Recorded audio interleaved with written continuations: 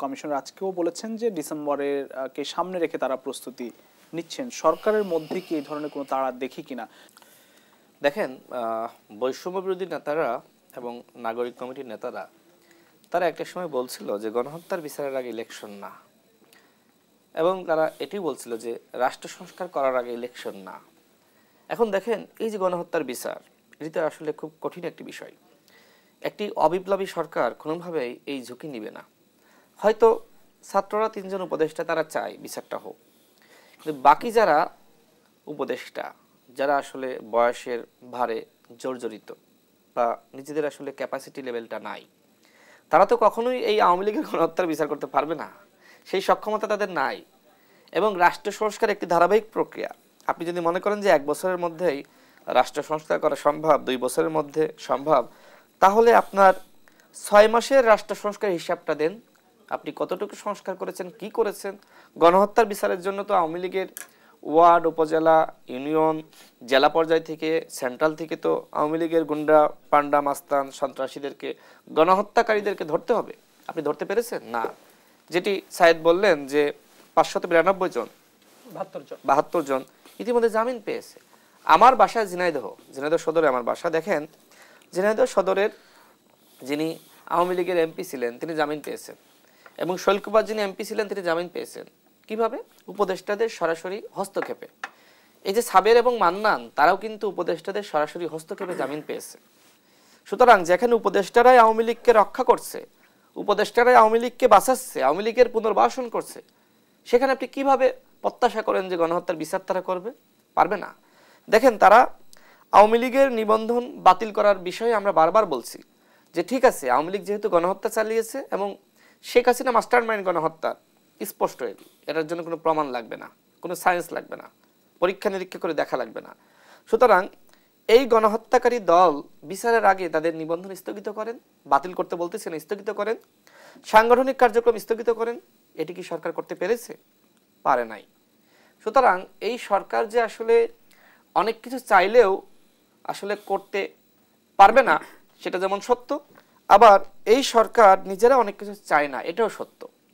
তবে ছাত্র নেতারা তারা চায় যে আওয়ামী লীগের বিষয়ে আসলে তাদের একটি বক্তব্য আছে যে তারা আওয়ামী লীগের বিষয়ে আসলে খুবই কঠোর। কিন্তু বাকি যাদেরকে তারা বসিয়েছে, এই উপদেষ্টা পরিষদ তো ঠিক করেছে ছাত্ররাই, বিভিন্ন জনের সাথে তাদের সাথে আলোচনার মাধ্যমে তারা করেছে। সুতরাং এই উপদেষ্টা পরিষদের মাধ্যমে আমি মনে করি না যে রাষ্ট্র সংস্কার সম্ভব, আবার এটিও মনে করি না যে তারা আসলে গণহত্যার বিচার করতে পারবে। এখন আসি ইলেকশন বিষয়ে। দেখেন, বাংলাদেশের যারা এই মুহূর্তে এক্সিস্টিং পার্টি রয়েছে, বিএনপি, গণ অধিকার পরিষদ, জামাত ইসলাম, অন্যান্য দল, প্রত্যেকটা দল কিন্তু রাষ্ট্র সংস্কার চায় এবং রাষ্ট্র সংস্কারের বিষয়ে তারা ইতিবাচক।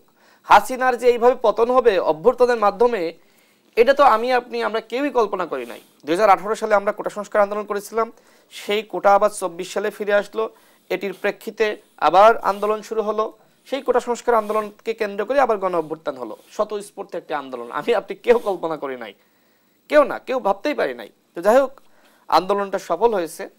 এখন রাষ্ট্র সংস্কার, আমরা তো আগে থেকেই এই আন্দোলন সফল হওয়ার আগেই তো দলগুলো মনে করছিল যে আসলে রাষ্ট্র সংস্কারের আগে আসলে এই দেশে যেই ক্ষমতায় আসুক কোনোভাবেই সেই ক্ষমতা চালাতে পারবে না।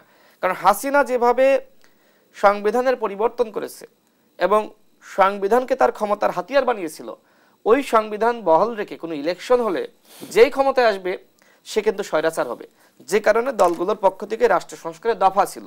আমরা যারা একসাথে যুগপৎ আন্দোলন করেছি তারা সবাই মিলে বসে 31 দফা তৈরি করেছিলাম, বিএনপি, গণ অধিকার পরিষদ সহ।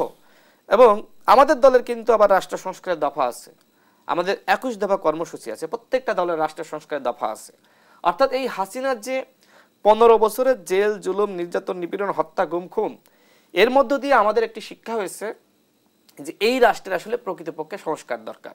সুতরাং সংস্কারটা আসলে হবে। আগামীতে যে সরকারি ক্ষমতায় আসুক না কেন, রাষ্ট্র সংস্কার না করে সে দেশ চালাতে পারবে না।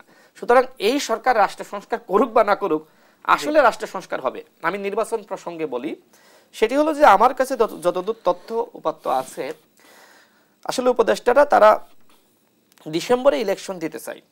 ডিসেম্বরের পরে যদি তারা যায়, দলগুলো কিন্তু আন্দোলন করবে। এবং যদি এই ধরনের সিগন্যাল থাকে যে না, তারা ডিসেম্বরের পরে যাবে, তাহলে আন্দোলনটা হয়তো ফেব্রুয়ারি থেকে শুরু হয়ে যেতে পারে, মার্চে শুরু হয়ে যেতে পারে।